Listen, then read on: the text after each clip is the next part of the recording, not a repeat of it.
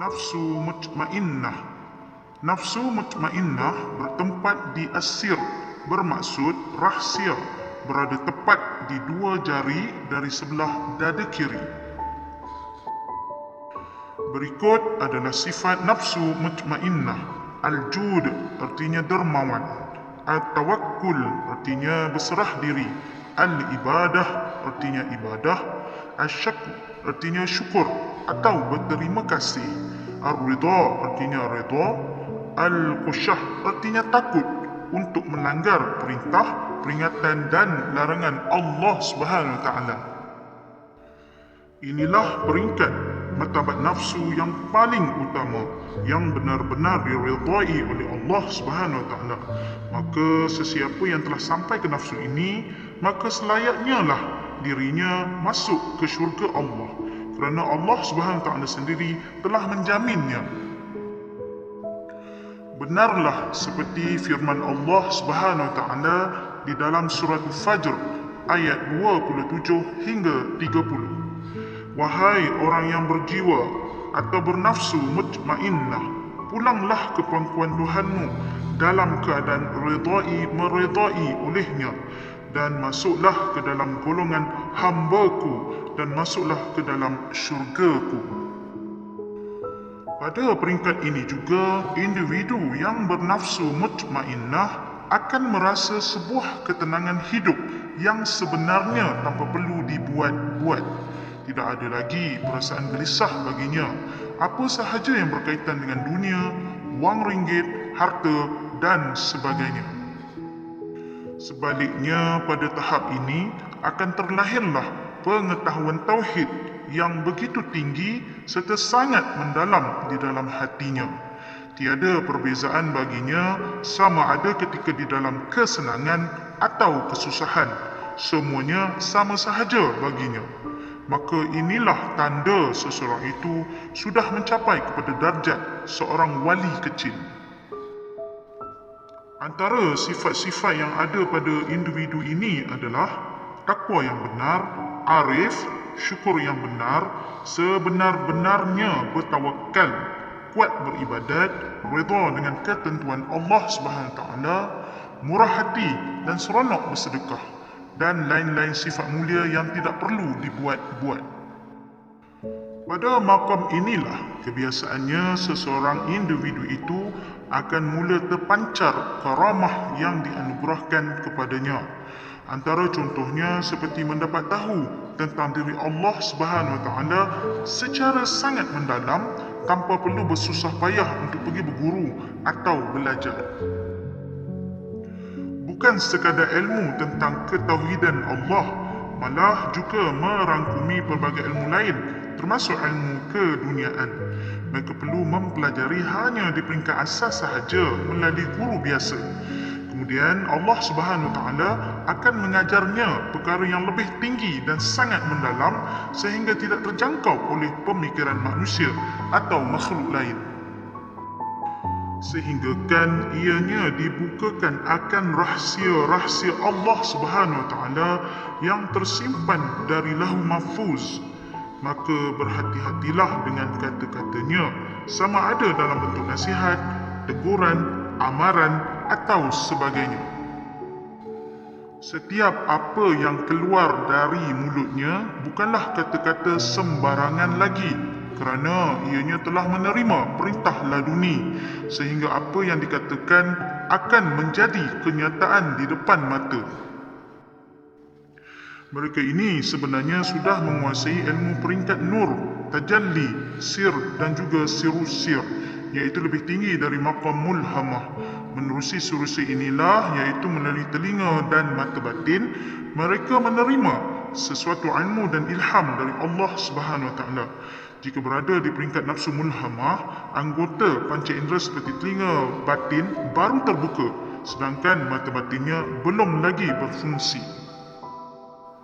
Maka dengan menerusi penglihatan mata batin inilah mereka berupaya melihat sesuatu yang gaib yang tidak mampu dilihat oleh mata biasa orang awam.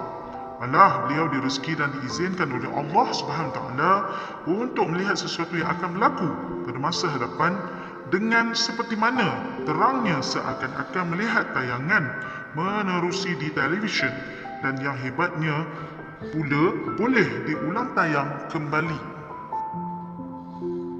Sebagai contoh, jika seseorang guru mursyid itu ingin melihat kembali sejarah hidup anda yang lalu, boleh sahaja dia melihat semula rakaman tersebut dengan izin Allah SWT dan dapat mengesan di mana kesilapan anda dengan memberi cara bagaimana untuk memperbaikinya. Contohnya, jika anak muridnya ada melakukan kesalahan seperti berdendam dan masam muka di antara muridnya yang lain, maka disuruh berbaik dan segera bermaafan sebelum Allah SWT murka terhadap mereka. Walau bagaimanapun, sikap guru mursyid ini selalunya tidak berterus terang. Sebaliknya, banyak memberi teguran atau ayat sindiran di dalam bentuk tazkirah atau secara umum kerana sikapnya yang akan cuba berlapik demi menjaga aib pelajarnya. Tegurannya tersebut akan sampai tepat kepada sasaran hati anak muridnya sehingga menjadikan mereka tersedar dari kesalahan, lalu segera kembali bertaubat dan berubah ke arah hubungan yang lebih baik.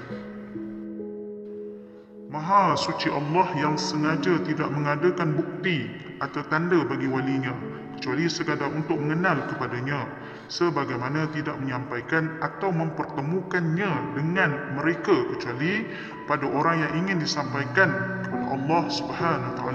Rujukan daripada kitab Al-Hikam. Menerusi penerimaan sir-sir ini juga, individu pada tahap nafsu ini akan berupaya melihat alam ghaib seperti alam barzakh dan dapat merasai pengalaman menjelajahi alam malakut. Keyakinan mereka pada tahap ini juga sudah mencapai satu tahap yang tinggi yang dipanggil tahap Ainul Yaqin dan Haqqul Yaqin. Apakah itu Ainul Yaqin, Ainul Yaqin dan Haqqul Yaqin? Sinar matahari itu dapat memperlihatkan kepadamu dekatnya Allah kepadamu, dan matahari itu sendiri dapat memperlihatkan kepadamu ketiadaanmu kerana wujudnya Allah, dan hakikat matahari itulah yang menunjukkan kepadamu hanya adanya Allah, bukan alam ketiadaanmu dan bukan pula kewujudanmu. Rujukan kitab Al-Hikam. Ilmu yaqin iaitu keyakinan yang kita perolehi berdasarkan informasi yang kita percayai kebenarannya, meskipun kita belum pernah melihat dan membuktikannya secara sendiri. Contohnya, rumput basah yang mungkin disebabkan oleh hujan, ataupun bila anda melihat kepulan asap, maka anda tahu bahawa ada terdapat api di situ walaupun anda tidak melihatnya. Apa pula Ainul Yaqin? Ainul Yaqin ialah keyakinan yang anda perolehi berdasarkan perkara yang pernah anda lihat sendiri. Contohnya dengan melihat sendiri kebakaran yang berlaku. Apa pula Haqqul Yaqin? Haqqul Yaqin ialah keyakinan yang anda perolehi berdasarkan pengalaman sendiri, iaitu benar-benar melakukan atau anda telah mengalaminya sendiri. Contoh, anda yakin kerana telah merasa sendiri ketika api itu membakar kulit anda sehingga merasa sangat sakit dan peritnya ketika kulit anda terbakar. Di dalam Ainul Yaqin, seseorang individu itu telah mencapai tahap arifin, sehinggakan apa yang dilihat hanya akan nampak uluhiyah dan rububiyah Allah di dalam semua gerak-geri dan diam si pelaku itu, yang menunjukkan adanya Allah SWT sahaja sebagai tujuan hidupnya. Maksudnya adalah segala apa yang didengar, lihat dan rasa melalui gerakan manusia adalah dari gerakan Allah SWT yang ingin disampaikan sesuatu padanya. Mereka begitu menyedari akan kehadiran Allah SWT melalui perantaraan antara manusia kepadanya. Contohnya seperti ada orang datang memarahi, menegur dan menasihati, maka mereka merasakan bahawa Allah lah yang menegur, menasihati atau marahi mereka untuk mengubah sikap mereka kepada yang lebih baik lagi. Mereka ini sangat dekat sekali kepada Allah Subhanahu Wa Taala.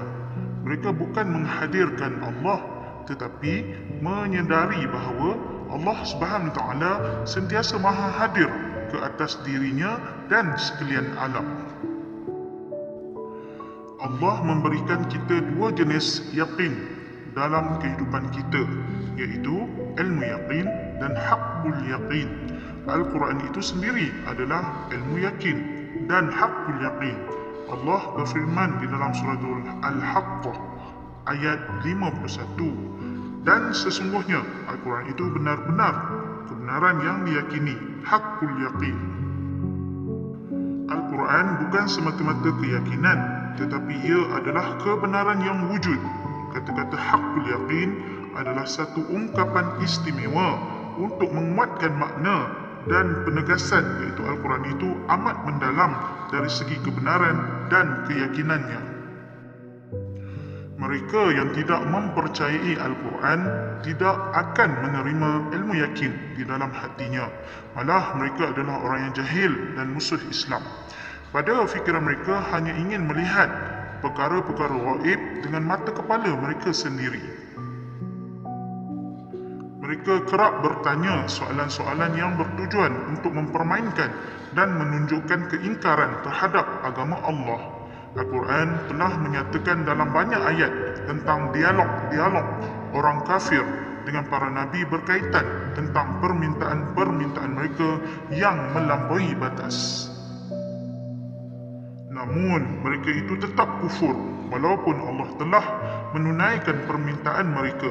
Lihatlah apa yang telah terjadi pada kaum Nabi Saleh dan Nabi Musa alaihi salam.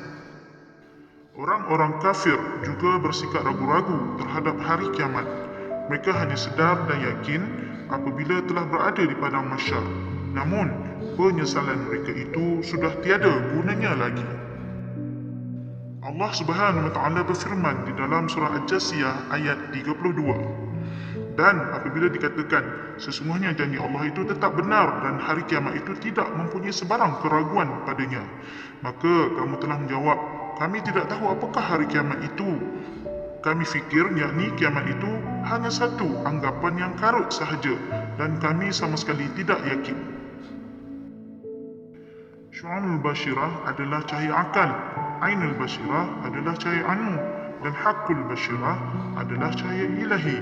Maka individu yang masih menggunakan akal akan masih merasa adanya diri dan dekatnya kepada Tuhan, iaitu Allah selalu meliputi dan mengurung mereka. Sedangkan individu yang menggunakan nurul ilmu pula merasakan dirinya tidak ada, melainkan hanya adanya Allah. Sedangkan ahli hakikat hanya melihat kepada Allah dan tidak melihat apapun di sampingnya. Fana juga boleh berlaku pada ketika ini, yang dikenali sebagai fana qalbi, iaitu merupakan suatu penafian diri ataupun menafikan mawjud dirinya dan diisbatkan kepada mewujudnya Allah semata-mata. Inilah peringkat yang kita bincangkan dulu mengenai la mawjud illallah. Namun fana qalbi ini tidaklah kekal jika tidak menjaga nafsu ini dengan baik.